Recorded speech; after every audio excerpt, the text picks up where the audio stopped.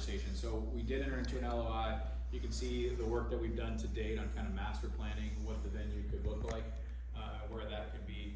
I think it's important to note that this has always been about more than just baseball. Baseball will obviously be the anchor tenant in the stadium, but our interest is in hosting and having a multi-use facility that can host 200 plus events a year that range in size and scope from birthday parties and weddings of with tens of people to our baseball games with thousands of people and everything in between. We'll want to be a center for college and youth baseball as well. We'll want to host, we talk a lot about scout sleepovers or food and wine festivals, things of that nature. So it's a lot more than that. And I think maybe what is the most important is that we're here to do a lot more than just rent a stadium or pay lease on a stadium. We've committed to match every single dollar that goes into the stadium from the town and the county, dollar for dollar, up to $100 million, and invest in the community. We want to work here, we want to live here, we want to play here, we want to be a fabric of the community and create an asset that is a catalyst for so much more in that area. And so we're really excited to be here. We appreciate you coming to talk, and I know Jeff's going to talk more about the site. Good, thanks. So this represents the Jackeys Creek development. To orient you, this is Highway 17 here. This is the Brunswick Forest Parkway on this side. This is the Mallory Creek development back here, and Highway 133 to the east. So it's 1,400 acres. About 2 years ago or so, we started talking about the development here. We've hired LS3P. They're an architect and land planner out of Wellington to help us design the community. And really before we got started good, the Town of Leland and Rev approached us about the opportunity for a baseball stadium. We thought it'd be a great idea to anchor this development. So we started planning on what that might look like. So we're envisioning giving appropriate land here to the county to house the stadium. It'll be surrounded with mixed-use development, and this area will be a residential development back here. So a lot of questions we get is, what is mixed use? So we're planning a 50-acre medical campus right here. That campus would include, currently we're planning a 60,000 square foot medical office building that should come out of the ground next year. The master plan, it likely will be 3 more of those buildings, and then in addition to that, we'll set aside some land for a 220-bed hospital to be built in the future on that campus. The mixed-use component will be a combination of shops, restaurants, offices, and then above it, for rent and for sale residential units. So we survey the residents of Leland, we survey the residents of Brunswick Forest.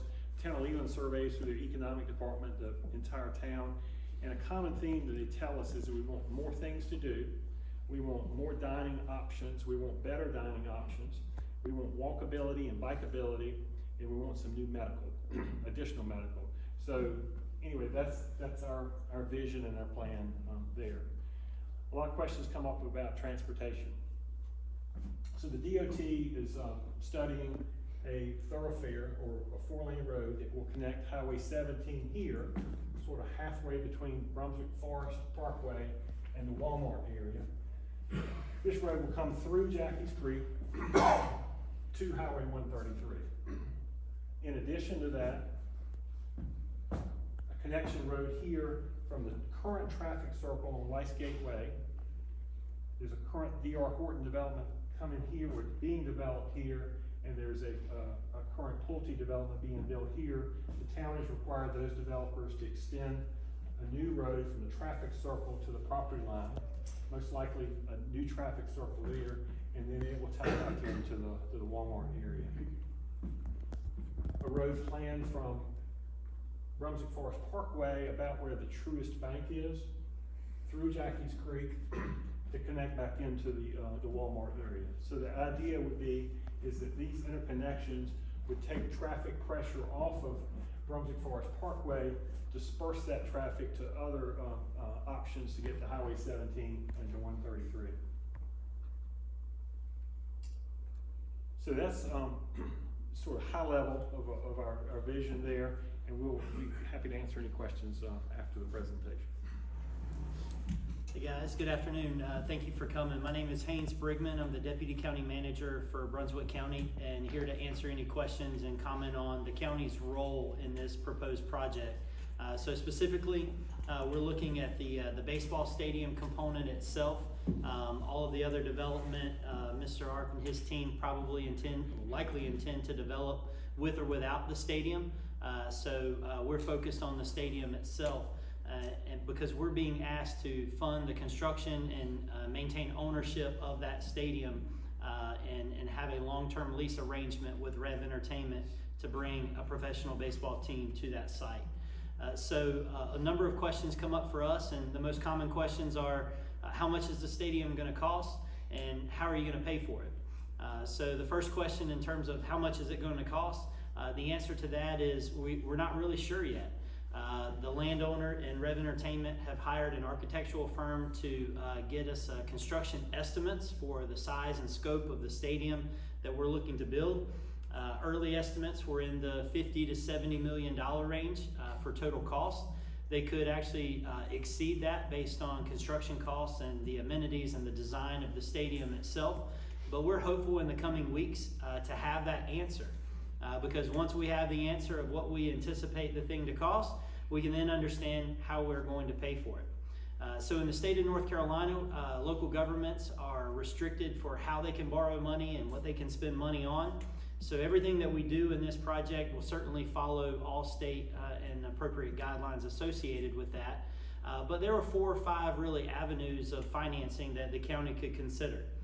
You may have read or heard early on in the conversation, the county potentially looked at a bond referendum where essentially we would put a question on the ballot in November and ask the public to vote to increase their tax rate an appropriate amount to cover the debt associated with the stadium. So back in the late winter, we began to have stakeholder meetings with folks from the Leland area all the way to the southern end of the county. So HOA groups, realtors, commercial business owners, athletic directors with schools, everything that we wanted to just really get a pulse for the community on a stadium, a publicly funded stadium. And one of the things that came out of those early stakeholder meetings was that the folks in the southern county didn't necessarily feel like it was appropriate to use their tax revenue to pay for an amenity that is located in the northern part of the county. And while Sean and his team are certainly going to market to, and the expectation is that folks will come from far away to enjoy the amenities and the games and the festivals and things that are held at the site, we moved away from the idea of using a bond referendum as a funding source for the project. So in those conversations too, we also got direction from our Board of Commissioners, our elected officials, who said, well, we also really don't want to see existing public taxpayer dollars used to fund the stadium either. So find a way to fund the stadium without using existing or future taxpayer dollars. So what that has sort of really refined our financing options down to is we are looking at how the entirety of this 1,400 acre site, and only this 1,400 acre site, can help generate enough revenues to offset the debt associated with the construction of the stadium. So for us, ad valorem property taxes is probably the single biggest revenue source for us with this type of development. So as Mr. Earp spoke about, the office, the hospital, the multifamily, the retail, the hotel, all of those things are going to generate property tax revenue and sales tax revenue and occupancy tax revenue for both the town and the county. So in order for us to be really confident about those revenues and when they are expected to come in and understanding what those are, the Town of Leland has hired a third-party finance advisor who's got a background in municipal funding opportunities to conduct a feasibility study for us to understand what those revenues are and estimate those at a really high confidence level. And so we're in the process of completing that feasibility study now. They're expecting it to be complete sometime in late April or early May. And when that study is complete, we'll share that study with everyone. So it'll be a public document that will be made available for everyone to see and inspect. But we use the data from that report to understand how we pay for that stadium, and are there enough revenues that would be generated from the site. So again, property tax, sales tax are probably going to be the two strongest revenues, but we'll also have a long-term lease arrangement with Rev Entertainment for their use of the stadium. So that will bring additional revenues to the county. There'll be other funding sources, smaller level funding sources that, again, we're going to flush out. But the big question for us is we need to be risk adverse. We need to be risk free in this, we being Brunswick County. So we do not anticipate entering into a contract or going into any debt and issuing any debt unless we can show that we will have the funding necessary to pay that debt back, and that there would be security blankets in place to protect us. You know, a lot of folks point to horror stories or different things that have happened in other stadium concepts across the country. But one thing that is unique to this one for us in Brunswick County is Rev Entertainment's obligation to invest dollar for dollar. Whatever the county and town spend on the stadium, Rev would also invest that same amount around the stadium in ancillary development. And so that's sort of skin in the game for them. That's a financial incentive for them to stay here and be here long term. From a long-term maintenance and capital improvement perspective as well, you often hear about ball teams coming back to a local government in 10 or 15 years and saying, we need you to upgrade the stadium or we're leaving. And in this situation, the arrangement that we have proposed with Rev Entertainment is they would be the team, and Rev Entertainment would be responsible for those capital and ongoing maintenance upgrades that would be necessary at the stadium itself. So for us, again, we're being very conservative in our approach to this from a financial standpoint. If the feasibility study comes back and future conversations and negotiations with the property owner and Rev Entertainment do not allow us to have a high level of confidence that the debt will be able to be serviced on an annual basis, the project is not going to move forward, at least from the baseball stadium component. Now, I'm sure the landowner still fully intends to develop that site out, but the baseball stadium piece of that is not likely to move forward. Another piece of financial incentive for the county in this is the landowner has agreed to donate roughly 60 acres of land to the county for the construction of a public school site. Brunswick County Schools for the last year or so has identified a need for a new public school in the Leland area. They have been working diligently to try to acquire the necessary acreage to build a school. However, they've been unsuccessful in doing that. Finding 60 to 70 acres of buildable land at cost that's not cost prohibitive has been very difficult for them. So for us to be able to find an opportunity to get roughly $10 million worth of land for a public school is another financial benefit that is of interest to the county.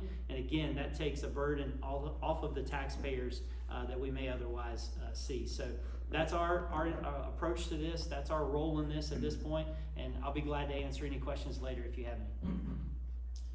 So Gary Vidmar, the Town of Leland's Economic and Community Development Director. So your property taxes are comprised of two components, a county tax and a ad valorem Town of Leland tax. So everything that Haynes here has said about the county's commitment to not using taxpayers' money outside this development to fund the stadium, I echo for the part of our residents. The town will not use current taxpayers' money outside that development to fund the stadium. So that piece is the same. The conversation is the same between the two of us, very consistent. Currently this 1,400 acres is not in the town. It's outside the town's boundary. It's in the unincorporated area, but the developer and owner have taken the initial step to voluntarily annex this land into the town. That'll be about a 90-day process. So come June, July, that land will get annexed. And again, that's separate from the baseball component. Whether or not the baseball stadium gets approved and built, that land will get annexed, and all the development that takes place then will increase the tax base of both the county and the Town of Leland. And then lastly, once again, emphasizing the commitment from Rev Entertainment to put dollar for dollar match into the development that surrounds the stadium up to $100 million, something that's probably unprecedented in the country. And that frankly, without that component, we wouldn't be sitting here today. Great. With that, we will take questions. We do want to make sure we get to as many people in the room as possible in this time frame. So if you have comments, we're going to time them to keep them under 2 minutes. And if you have multiple questions, if you'll ask one at a time, and we'll circle back to you at the end. I saw a hand right here. Yes. Have you estimated the increase EMS, fire, and police for once this facility is built because of all the winter events he was talking about, increased population? So I'll speak for the town services. Obviously, like every development that takes place in the town, as it grows, there's gonna be increased demand for services. This particular development, as sizable as it is, it will also demand increased services. For that reason, we don't anticipate offering to contribute 100% of the tax revenue to service the debt of the stadium. There's definitely gonna have to be a holdback of revenue to fund additional services, as there is with every other development. So yeah, that'll be taken into account in this study that we're putting together. So the study is gonna tell us what we think that surge is gonna be in the public safety. We'll be estimating the increased cost of services Okay, as thank you. part of this calculation. Thank you. Yes, sir. In that new development area with the stadium, are you building all the ancillary stuff first that's going to do the revenue for the stadium? Or how are we going to fund the stadium while the other things are being built? Yeah, fantastic question, and that's a question that we have from the county's perspective. And honestly, it's a question that we don't yet have the answer to specifically. As I mentioned earlier, if we don't find an appropriate answer to those questions, then it's highly unlikely that the project moves forward. So there are several different avenues that the county and the town can take to be able to generate revenues via the property owner and the Rev Entertainment, but we don't yet have those fleshed out. Construction? So no, from the construction standpoint, you're right. So you don't see all that development happen overnight. Mr. Earp has talked about this being a 15 to 20 year build out of the entire 1,400 acres. So what happens in those early years to generate revenue needed to pay the debt, because debt comes due year one. And so how are we able to satisfy that debt? And the answer to that question is there are multiple options, but we have not definitively outlined which option we are going to take at this time. But we will prior to issuing any debt or making any decision, and that will be publicly communicated and available for everyone to understand what that is to accomplish that. But that's our most important concern. Are we going to be voting on it, or are you just going to do it? So we're not doing the bond Not referendum. right now, but we might in the future. No, ma'am, we're not going to do a bond referendum. A bond requires the public vote via a public election. So this is going to be treated like any other, like a traditional debt financing that the county or the town would do. So, for instance, if we go out and build a new park or a new library or a new whatever, we don't take votes on those things.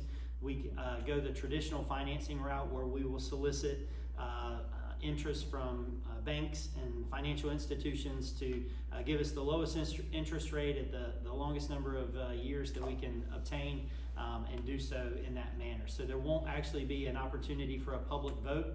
And we get that question asked a lot, and a lot of that is specifically related to state law. State law in North Carolina does not allow us to go to vote on certain things. There are only a handful of things in North Carolina that you can use a vote process for, and traditional financing is not one of those state laws allowable functions. So, We'll move on. Sorry, we'll move to another question. We'll circle back. Yes, sir. Jeff, in your rendering, is the solid teal color lagoon or perpetual green space?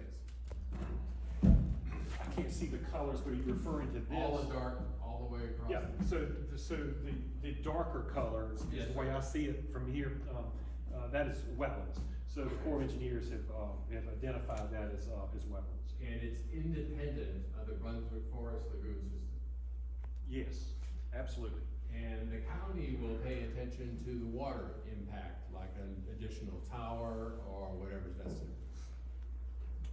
So from a utility standpoint, the project would be served by H2Go, so, but yes, they would, H2Go would be the utility provider responsible for providing service to that area. Thank you. Yes, sir. What's the long-term lease commitment by the Texas Rangers in terms of, you know, a guarantee that they're gonna stay for X number of years? Yeah, speaking directly to the lease, we haven't finalized it. We've committed to 20 years or more to make sure that, frankly, we wanna make sure that whatever debt service is taken on, that our commitment coincides with making sure that the debt is serviced. Let me add on to that, that the component of the lease that has yet to be negotiated will include long-term maintenance as well and the necessary upgrades. So Rev is committing to not only a long-term lease and renting that stadium, but they're committing to the maintenance and upgrades that are necessary during that period of time. As you can tell, they're already good at holding us to it as well, so. We're on record here. Yeah. In the black jacket? Yes. One of the revenue streams I think I understand that you identified was, sounds like a special tax district. Is that correct? And what are the limits of that special tax district, if that's what it is? Yeah, it's a great question, and that is a funding source and a funding opportunity that could be available. Again, we have not gotten far enough down the road to understand whether or not that is a viable option for us, so that's going to be a conversation that the parties will have to have once the feasibility study comes back, because it really, the biggest thing for us is long-term. We understand probably in year 10 and beyond, there'll be plenty of revenue generated here to satisfy the debt. But what happens in those early years is what we're most concerned about and worried about understanding. And so that is an avenue that could be used. Municipal service districts are controlled by state law. They can be applied to a certain acreage or a certain parcel of land, and that funding can be used for a variety of reasons, but it's infrastructure improvement like streets, sidewalks, street lights, etc. But it can also be used for more urban and entertainment type uses as well. So we'll follow state law if we use that avenue, but it's yet to be determined if that's necessary or even viable. So the developer's going to pay for all these roads that Mr. Earp showed? All these new fancy roads, when the state doesn't have any money? Or is the developer gonna pay for those? You know, out to 133 through Brunswick Forest? I think the developer will have to pay for some initial road work, off-site improvements on Highway 17, the entry area to the traffic circle that serves the medical campus I described and serves the baseball stadium. I think the rest of the road network is a long-term ask. The DOT has put this on their priority list for our region. They have done an estimate on it. It's a big number, but they've done an estimate on that road. What drives that ranking is going to be growth and jobs and congestion. We keep moving up the list for this road. I can't give you a timeline on it. It could be years away. But again, you know, this is a 20-year project probably. So it's not the intent for me to build that 4-lane road, the DOT road to Highway 133. In the blue polo? Yes. Yes, sir. Yes. Yeah, I have two questions, one of which I'm particularly concerned about the quality of life that we moved here for.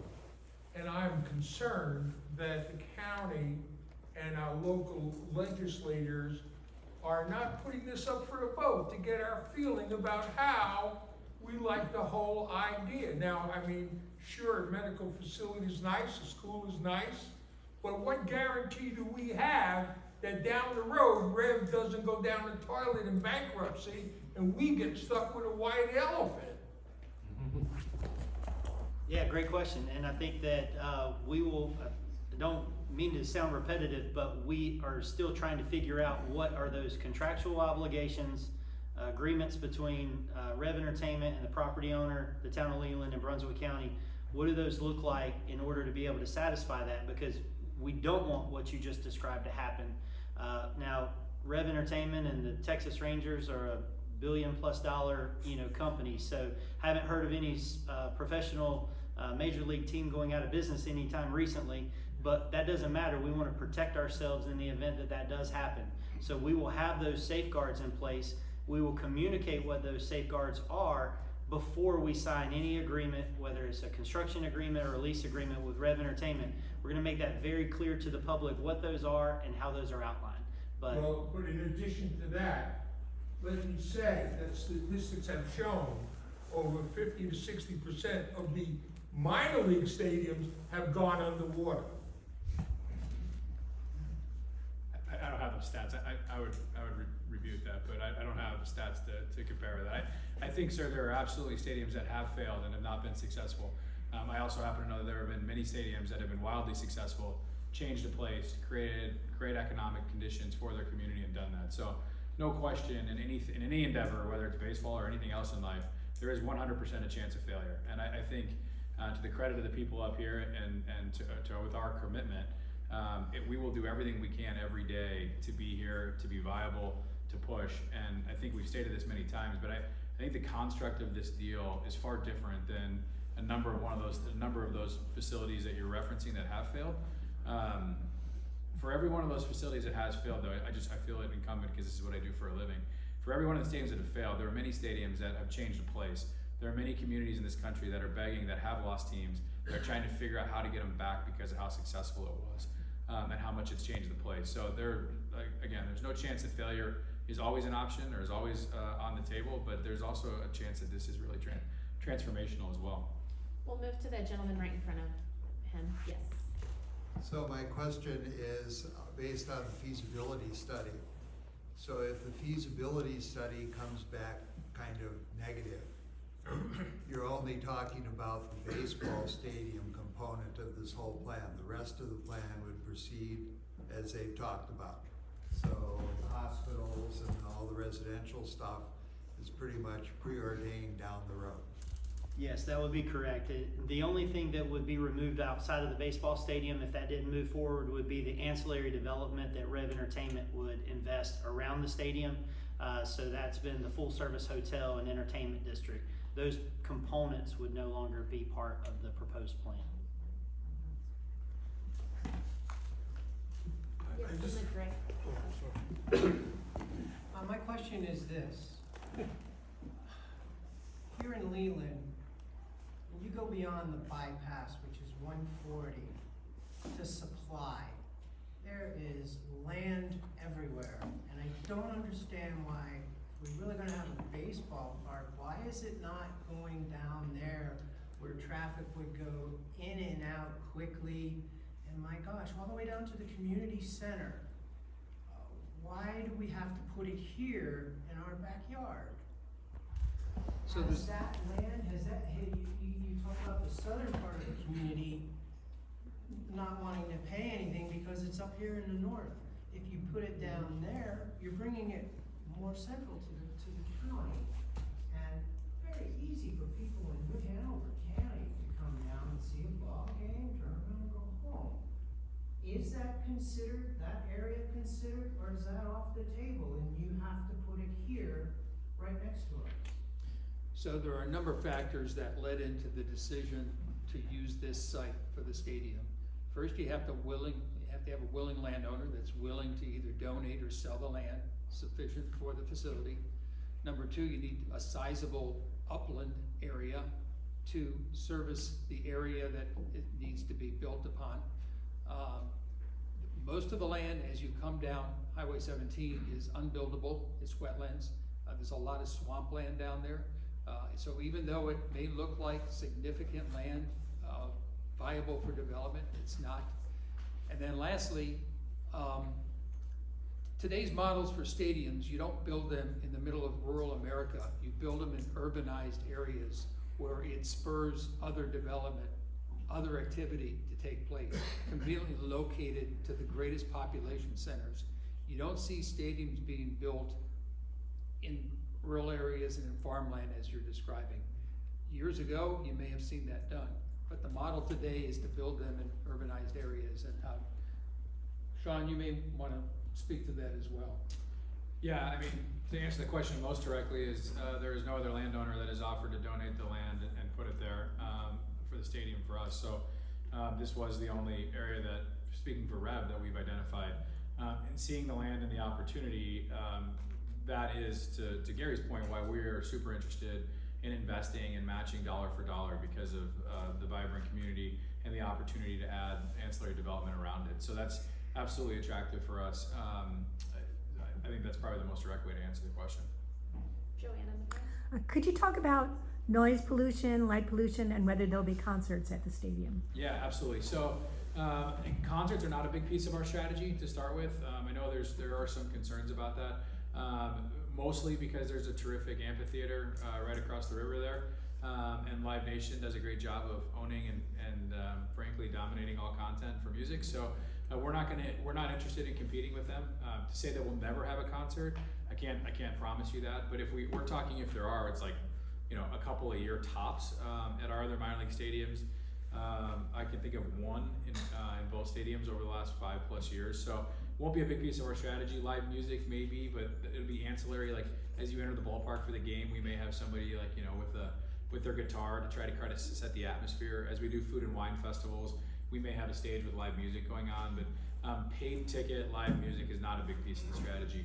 To speak to the lighting and audio and the pollution that folks are aware of, thankfully we have modernized the way that operates now quite a bit in the last handful of years here.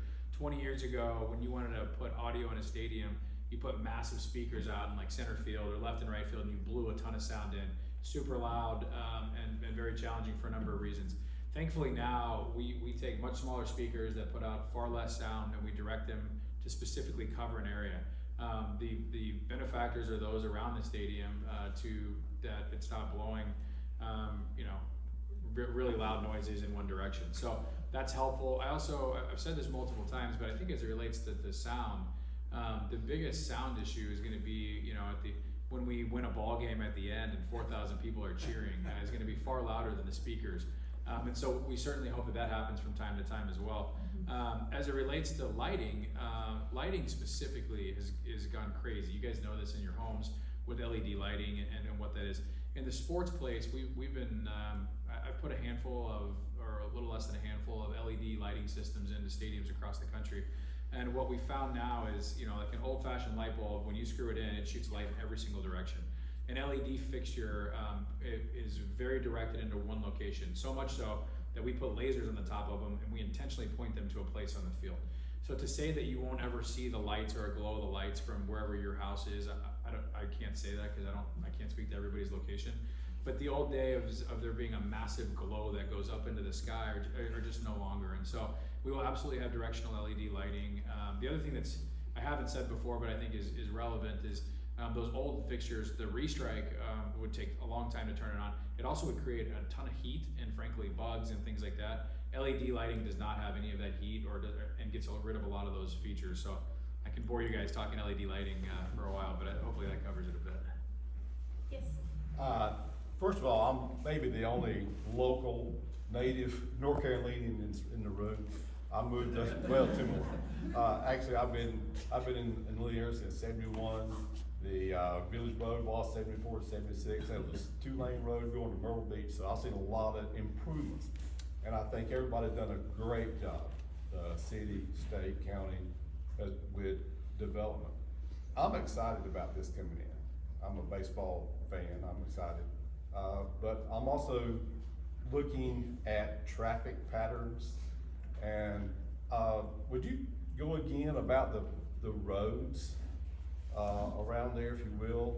You mentioned earlier about a 4-lane road from Brunswick Forest, that's where I live now. And you know how that's going to work again. Just if you will, please. So let me repeat, these are DOT plan roads. So again, Highway 17, Brunswick Forest Parkway. Okay.